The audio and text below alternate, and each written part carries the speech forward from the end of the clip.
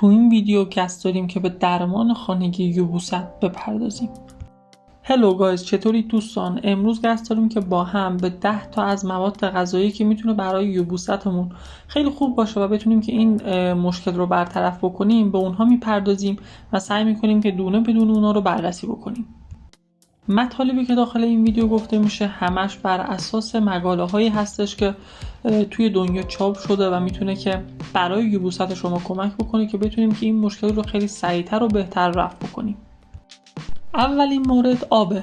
مصرف مقدار کافی آب در طول شبانه روز میتونه که باعث نرم شدن مدفوع بشه و توصیه میشه که روزانه حداقل 8 لیوان آب بنوشید. دومین مورد مصرف میوه هاست. میوه های مثل هلو، آلو، خرما، سیب به دلیل حاوی فیبر قابل محلول در آب میتونه که باعث رفع یبوست بشه و برای یبوستتون موثر باشه. سومین مورد مصرف سبزیجات خام مثل خیار به دلیل مقدار کافی آب و فیبر میتونه که باعث عملکرد بهتر روده بشه و یبوست شما رو بهتر بکنه. خب بچه‌ها، رسیدیم به یکی از قسمت‌های مهم که مصرف غلات کامله. غلاتی مثل جو، گندم، آرد جو، نان کامل که دارای فیبر هستن میتونه که باعث بهبود حرکت روده بشه و به یبوست شما کمک بکنه که کلاً رفع بشه.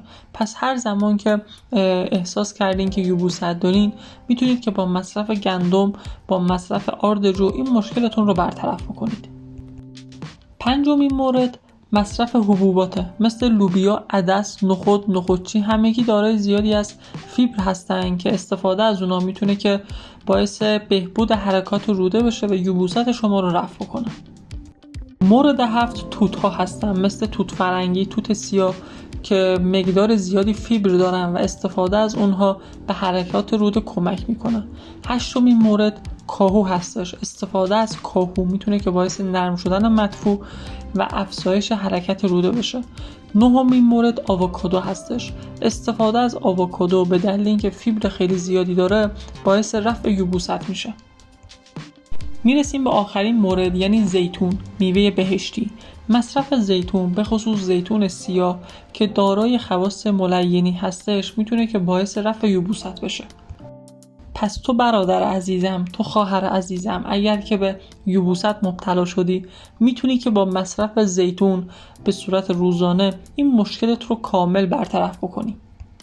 مرسی که تا اینجای ویدیو با من همراه بودی. امیدوارم که بهت کمک کرده باشم که چطور بتونیم یبوستمون رو رفع بکنیم.